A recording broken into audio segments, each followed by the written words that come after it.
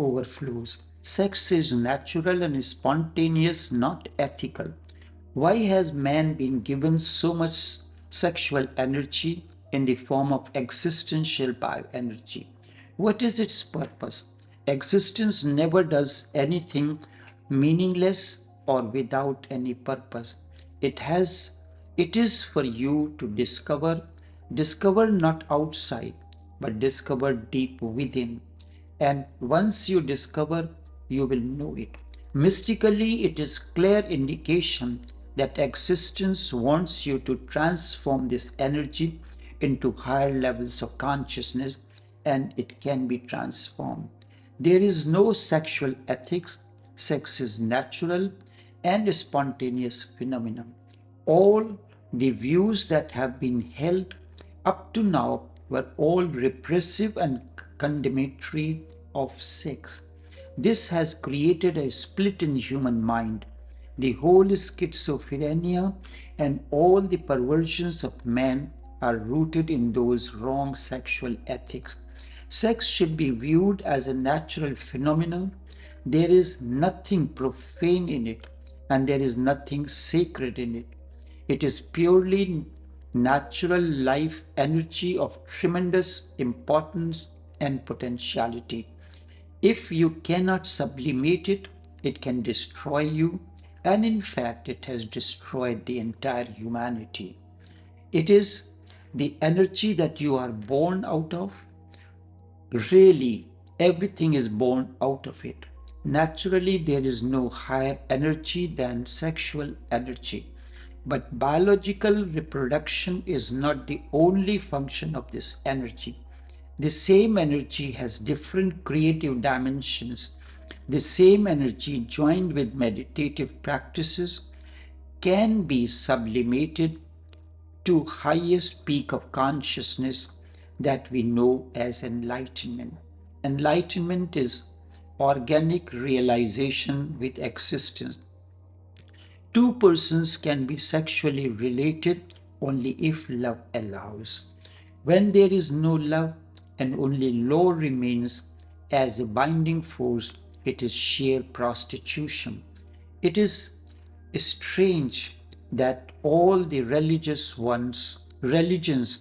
are to a greater extent responsible for prostitution in the world. But nobody stands up and says that prostitution exists because you have replaced love with law. Law is not love. Marriage is valid only if there is love. The moment love disappears, marriage is invalid.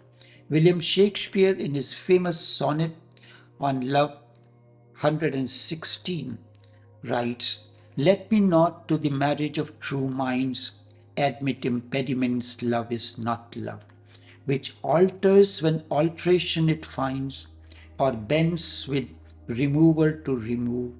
Oh no, it is an ever fixed mark that looks on tempest and is never shaken. It is the star to every wandering bark. It is the star to every wandering bark whose worth is unknown, although the height be taken. Love is not time's fool, though rosy lips and cheeks. Within his bending sickle, within his bending sickle's compass come, love alters not with brief hours and weeks, but bears it out even to edge of doom. And in the last two lines, he makes a great effort to claim something. If this be error, and upon me proved, I never write, nor no man ever loved. It means millions of people are living unlovingly, unethically, unnaturally because of the religions that have forced the arbitrary bondage of marriage and have tried to make it permanent. Life is continuously changing. And nothing is permanent, not even love is permanent. Only plastic flowers are permanent. Real flowers can never be permanent. If you are too much addicted to permanence, then you will end up with plastic flowers. That is how people have ended up with plastic marriages, plastic relationships, all phony and hypocritical. And it gives no pleasure to anyone. There is a vast prostitution all over the world. Ordinarily, when you go to a prostitute, you purchase her for one night. At least it is straightforward. But when you marry a woman, promising her that you will love her always, even beyond death, and even before the honeymoon, it ends and love disappears. Then you live in deception. Now you are using a human being as an object, as a sexual object, and this is condemnatory. According to me, love should be the only law, the only deciding factor to live by, and the energy of sex should not remain confined to reproduction alone. It is simple to see the fact that animals are not sexual all the year round. They just have their seasons. In those few months or weeks, they are sexual. Otherwise, sex disappears. Why has man the capacity to be sexual all year around? There must be a purpose behind it. Existence never does anything meaninglessly. My own understanding is that reproduction could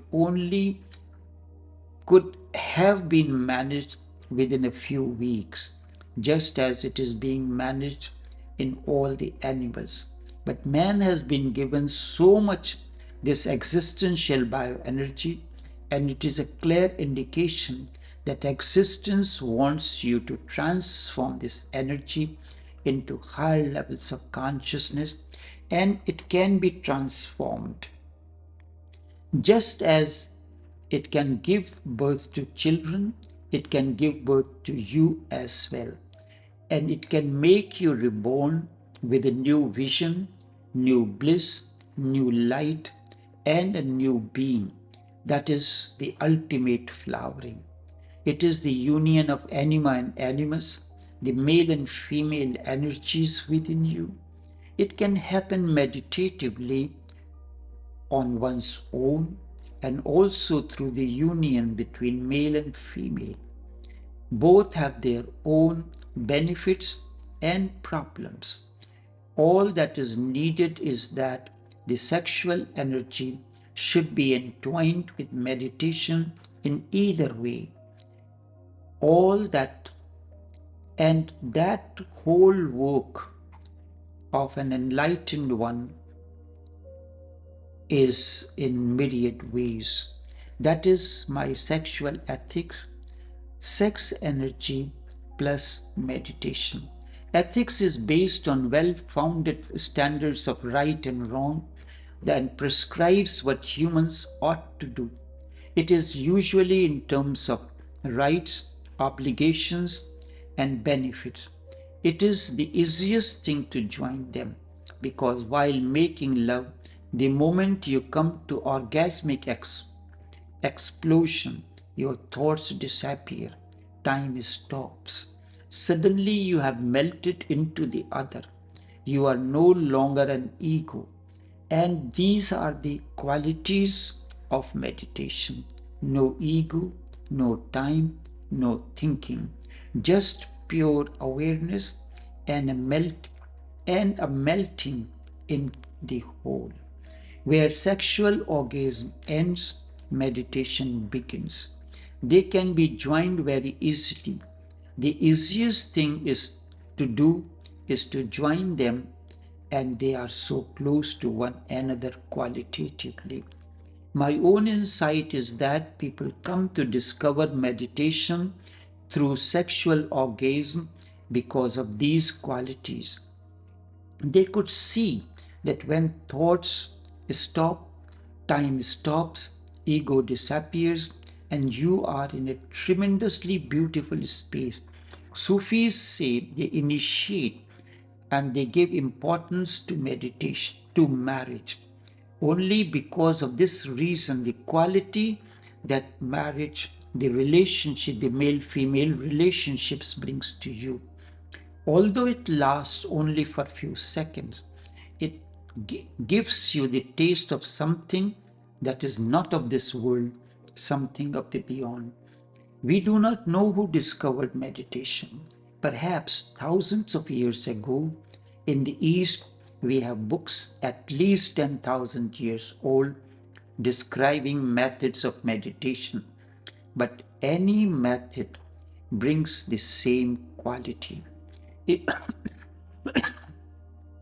this is my feeling that without sexual energy, nobody could have been able to discover these three qualities. Once they have discovered these three qualities, people of intelligence must have tried to experience them without going into sexual orgasm. Is it possible to attain to such a consciousness? Somebody must have succeeded. And since then, millions of people have attempted and they have succeeded. The whole humanity lives in misery for the simple reason that they have the wrong kind of sexual ethics, a kind that teaches them to repress it. And the more you repress your sexuality, the farther away you are from meditation. The more you repress it, the closer you are to madness, not to meditation. And now it is established by psychoanalysis. Sigmund Freud said that repressed sex is the basic cause of human misery and all kinds of perversions, all kinds of mind sickness. But the religions will go on preaching the same thing over and over again. Sigmund Freud should be remembered as one of the milestones in the history of man, but his work is only half. He simply fought against repression, and his work is negative. In itself, it takes you nowhere. It is fighting against darkness. Repression has to be dropped, and deep understanding and deep acceptance, a deep friendliness towards your own energies, a loving intimacy with your own energies, so those energies can reveal all their secrets to you. And joining them with meditation, orgasm becomes a door to the temple of the divine. To me, sex is the creative force in the universe. It must be nearest to the creative center of the world. Whatever name you give it, creative energy must be closest to creation, to the creative source of it all. How the art of converting sexual energy into spiritual enlightenment can be taught to humanity. And that is the basic purpose of entering into this relation. And also, that is the purpose of the awakened one, how the art of converting sexual energy to spiritual enlightenment be taught to humanity. Enough for now.